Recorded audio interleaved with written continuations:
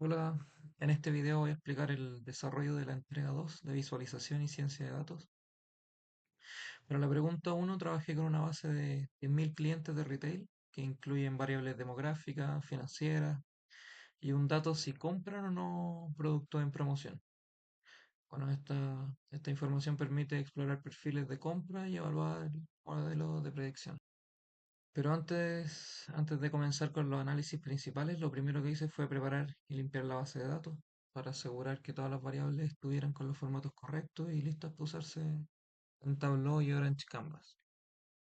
Entonces lo primero que hice fue cargar los datos, ver cómo se comportaban.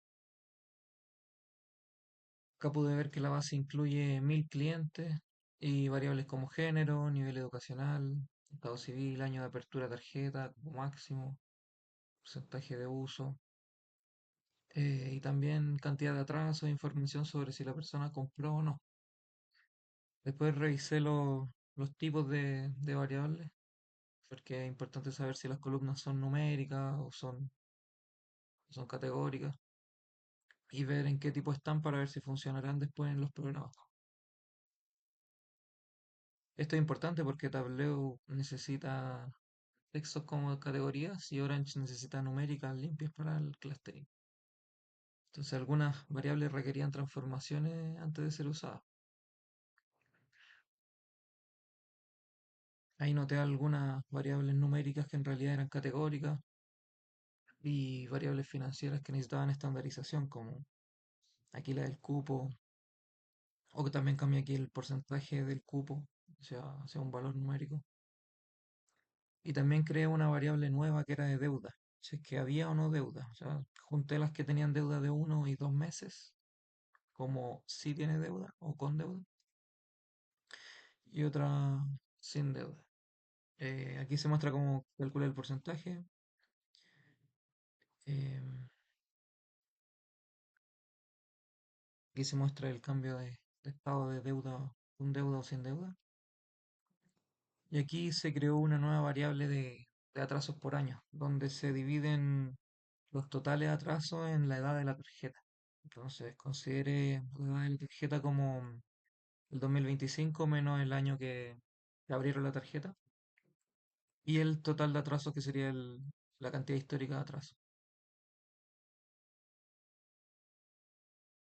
Bueno, luego ahí guardé el data frame y lo utilicé para las preguntas uno. Bueno, para la pregunta uno que hice, cargué el dataset de las 10.000 compras y construí una visualización con más de 4 dimensiones, aquí en Tableau, sería esta, usando compra en promoción, si es que compraron o no, el género. El género está separado aquí, en cada una. Aquí si compró o no compró. Si tiene deuda o no, para cada uno. Y el rango etario está representado en colores. Verde es menor y rojo ya es mayor. Aquí se ven las categorías. Se ve que entre quienes sí compran, aquí a la derecha, el grupo más representativo son mujeres, aquí femenino, que no tienen deuda y que su edad está entre 30 y 40 y 40 y 50 años. Eso tiene el 52% del total del fragmento femenino sin deuda. Y entre quienes no compran, que serían los que están acá, serían hombres sin deuda y que tienen rangos etarios que siguen un patrón parecido al de las mujeres, entre 30 y 50 años la mayoría, y con una participación femenina menor entre los que no compran. Bueno, la visualización permitió identificar un perfil claro entre quienes compran, que serían las mujeres entre 30 y 30 y 50 años, perdón, que no tienen deudas y que se llevan la mayor proporción de las compras. Y los que no compran son hombres de un rango etario parecido, que, que tampoco con deuda o sin deuda no compran. Y luego me pasé a Orange e hice un árbol de decisión para la pregunta 2, con la misma base de datos de clientes y, y obtuve lo siguiente. Lo primero que aparece es el género, lo que significa que es la variable más importante para separar en grupos. Y dentro de las mujeres se tiene se separa por estado civil y por el indicador que construí después de atrasos por año y por su actividad. Este árbol fui reduciendo aquí hacia los que eran más significativos. Por ejemplo, estas dicen no, no, para que tenerlas. Esta también no, no, para que tenerla y así. Hasta que se llegó a esta reducción de árbol más pequeño, más complejo. Bueno, en base a esto, las conclusiones son un poquito diferentes a las anteriores, aunque se mantiene de que son mujeres, de que tienen un atraso también menor en los costos, o sea, en las deudas, pero sigue siendo una mujer soltera o una mujer con pocos atrasos pero sigue representando a una mujer relativamente joven y que en la que más caería en la compra de este tipo de ofertas. Bueno, para la pregunta 3 utilicé la herramienta Test y Score en Orange para comparar distintos modelos de clasificación con la misma base de clientes que estábamos viendo en los dos puntos anteriores.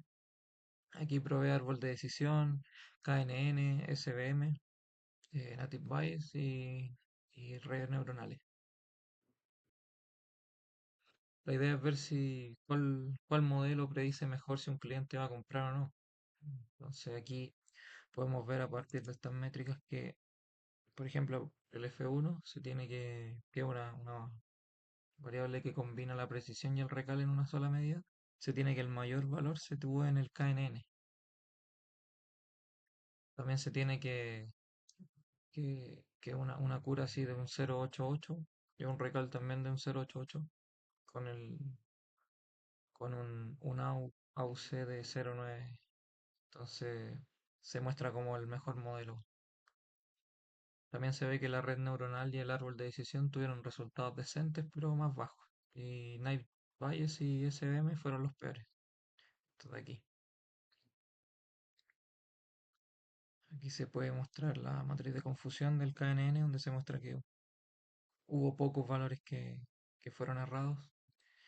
Y también en el análisis ROC. Aquí se ve que el KNN es mejor.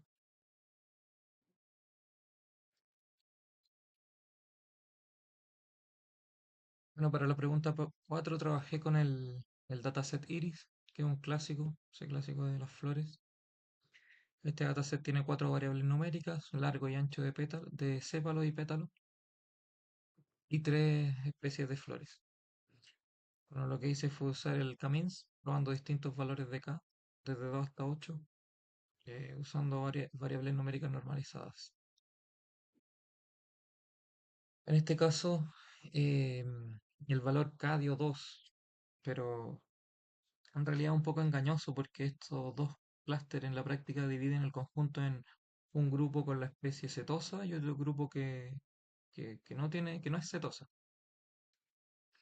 Y eso no es muy útil si quiero interpretar bien los datos. Después probé con un KD3 y ahí los clústeres sí coinciden con las especies reales de Iris. Aquí se muestra en el scatterplot los tres grupos bien claros, después de ponerlos con el clustering. Pero antes voy a mostrar aquí el dendrograma que demuestra bien cómo se separan aquí los datos. Por ejemplo, aquí el K dio 2 porque se posicionó acá, pero la diferencia también es significativa entre estos clústeres que están acá. Se ve que con estos clústeres vemos este scatterplot muy parecido a diferenciarlo por la especie. Entonces lo pudo, lo pudo detectar. Bueno, aquí probando con cuatro clústeres se ve de que hay una diferencia muy poco significativa entre, no sé, ya separarlo entre 5 y 4. No tanto como la que se da entre 3 y 2 o entre 2 y 4. Pero entre 4 y 5 hay muy baja. Esto no va a representar algo significativo. Como que aquí los clústeres se empiezan a partir artificialmente a un grupo que ya estaba bien compacto aquí. Entonces no hay justificación clara para que ni el dendrograma lo muestra ni el K para usar 4. Entonces es mejor mantenerlo aquí con 3 clústeres. Bueno, para la pregunta 5 use la base de verduras, donde cada producto se marca con uno si se compró y 0 si no compró. Con esta base apliqué las reglas de asociación en Orange y primero configuré un mínimo de soporte y un mínimo de confianza aquí, para que las reglas fueran frecuentes y más estables. Después filtré las reglas para quedarme que solo uno, como que fueran un antecedente y un consecuente directamente, para que queden realmente los... Si yo compré esto, entonces también compro esto, que eso es lo que me interesa, no me interesan los vacíos, para yo poder tener ahí alguna después respuesta de marketing, una estrategia de marketing para poder venderla. Aquí ordené principalmente por la métrica de confianza y se puede ver de que las dos primeras reglas, si alguien compra repollo, sí compra champiñones y si alguien compra betarragas, sí compra arvejas. Pero la pregunta me pedía cuál era la tercera. La tercera entonces sería esta, que si alguien compra berros, también compra champiñones. Este tipo de regla permite armar promociones cruzadas o ubicar productos relacionados cerca en el supermercado. Entonces ahí fomenta a la compra asociada. Y eso. Muchas gracias.